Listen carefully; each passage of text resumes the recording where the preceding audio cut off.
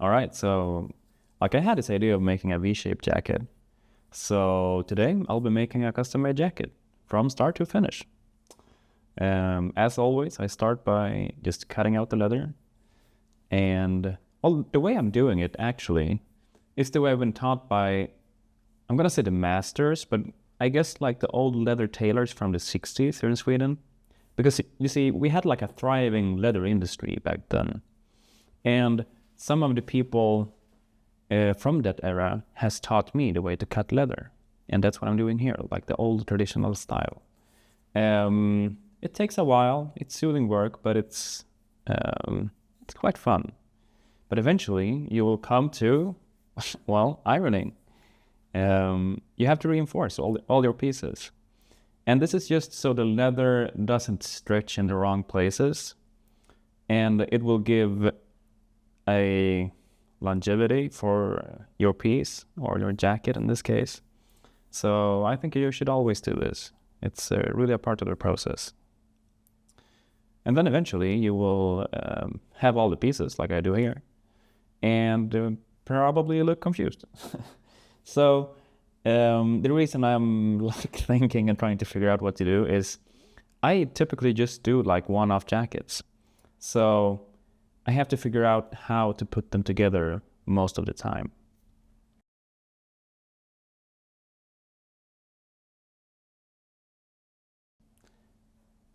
And eventually I figured it out and well, typically I always start with the front and back piece.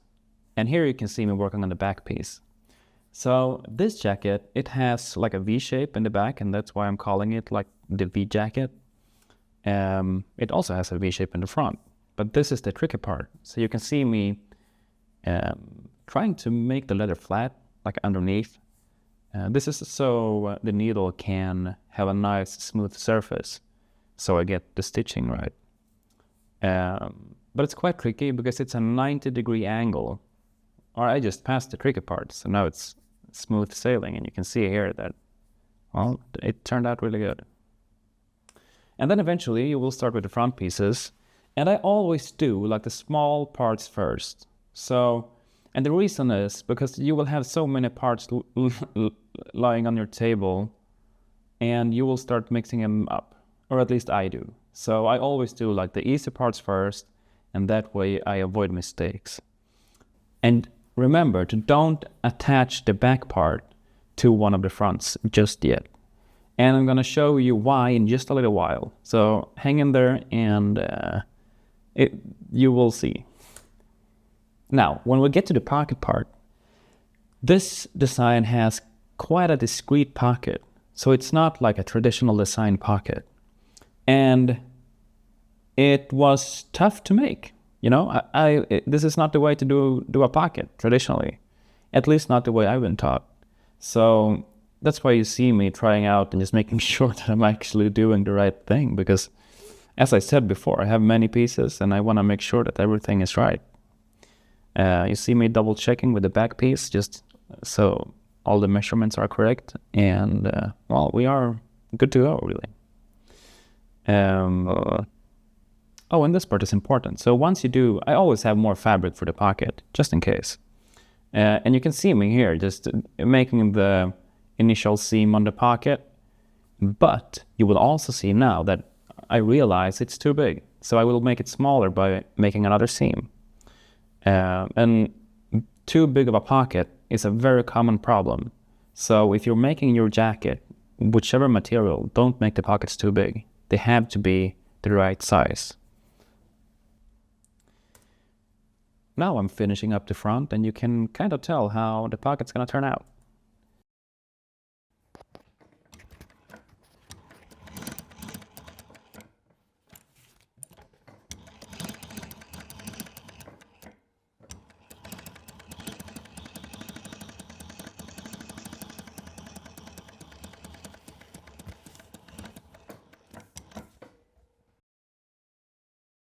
And here you can see it. The pocket is very discreet. You can barely see it. Now you know it's there, but well, this is what I was going for. Now, the traditional way of cutting out the lining at least in Sweden, is by always using your leather piece as a template. So you will never ever use the original pattern to make your lining. You always do it with the leather part. At least this is what I've been taught by this is just the traditional way. I know if you would go to a manufacturer in, basically anywhere, I guess, they will probably make it from like a pattern if you mass produce jackets or something. But making one-offs, you always use your leather part as a guide. And actually, this applies for the leather as well. So whenever I'm cutting the leather, I always do, like, for example, the left part. And then when making the right part of, let's say, the sleeve or the front piece, I use my cut leather as a template. I don't use the original pattern anymore. That's a good thing to know. Now, here, what I'm doing. Oh, I forgot to talk about what's actually in front of the camera. So I'm making like a leather inseam, I guess you call it, maybe, for the lining. So the backside of the zipper is also going to be leather. And as I just told you, like here I'm making a template of leather, and well, eventually you're going to see me copying just this part. So I won't be making the measurements twice. I copy the part I made, always. Now, you can think of adding a little bit more of an allowance to this. It's always a good thing to have, but not too much. This is like the tricky part. If you have too much, it's gonna look awful. And if you have too little, it's gonna stretch. So, and eventually ruin your lining. So you really have to like hit the sweet spot. But I would recommend you to have too much rather than having too little of a lining. All right, so here you can see me once again applying the technique of cutting from whatever you have sewn. So I place the back piece of the leather on top of the fabric that I'm gonna cut as a template, and I cut. This is the way, but this is just the traditional way. Remember that. There's always more ways to do it. This is just the way I've been taught, and that's what I want to teach you guys.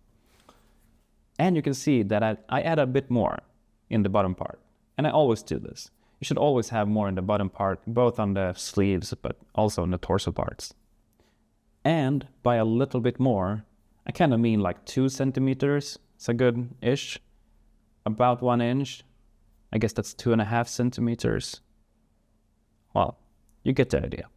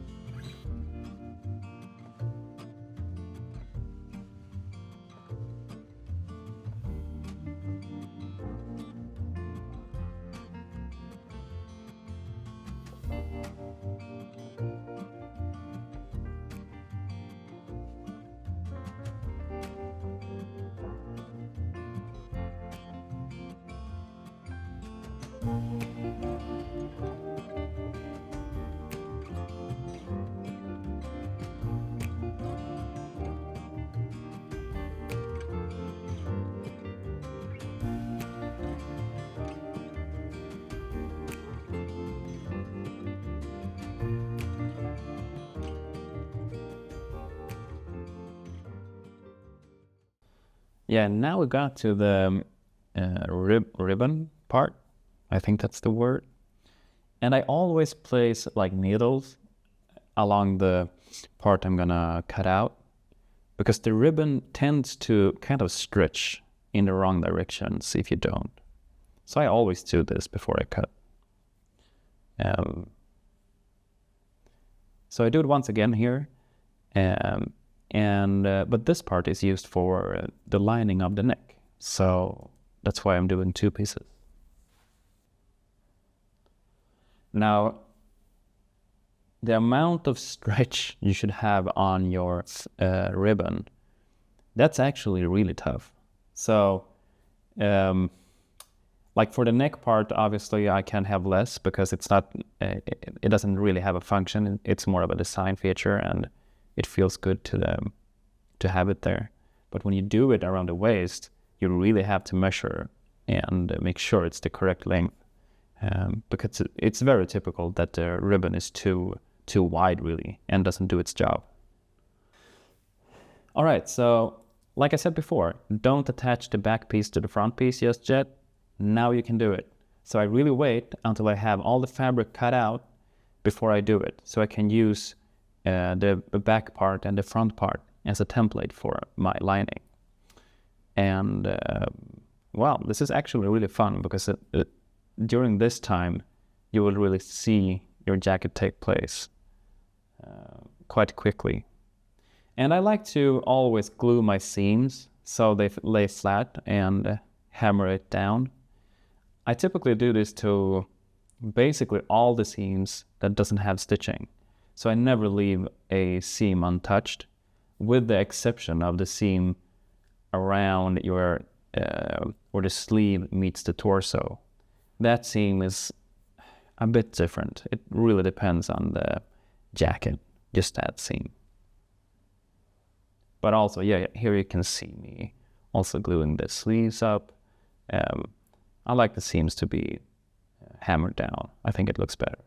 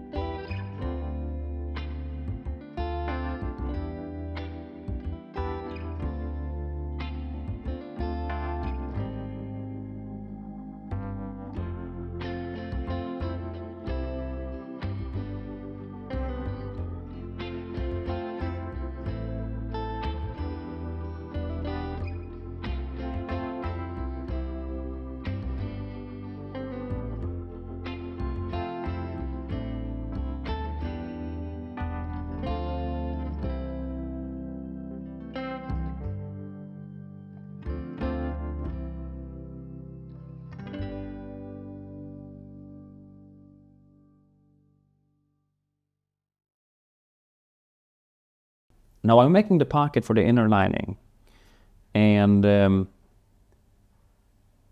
this is just time consuming. So whenever you're watching this and going like, oh, this is impossible. No, it just takes time. And I try to illustrate it here so you can learn how to do it, but also appreciate the time it takes, because it really takes time.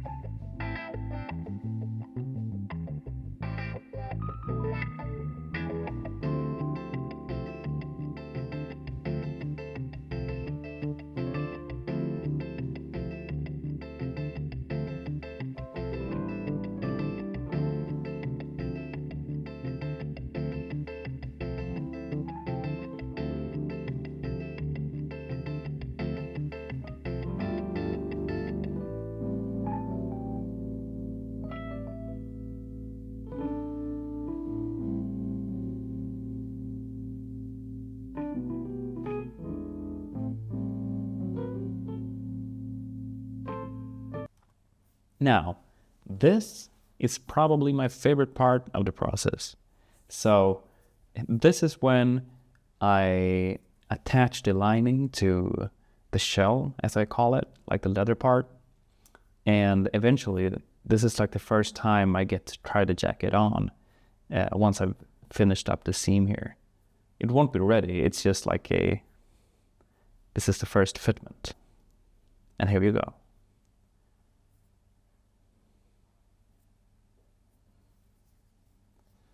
And then, well, it's time to assemble it. So the last details, for example, doing the zipper and also the cuffs, there's a lot of small things to do still.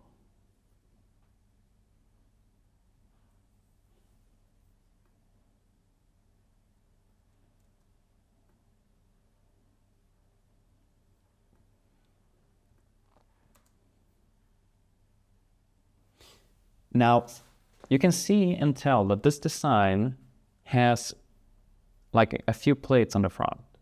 So the seam needs to meet the seam exactly. And I mean exactly. Otherwise, it's going to look bad when it's done. And that's why you see me really taking my time here, trying to make sure that the seam is going to be placed just perfectly.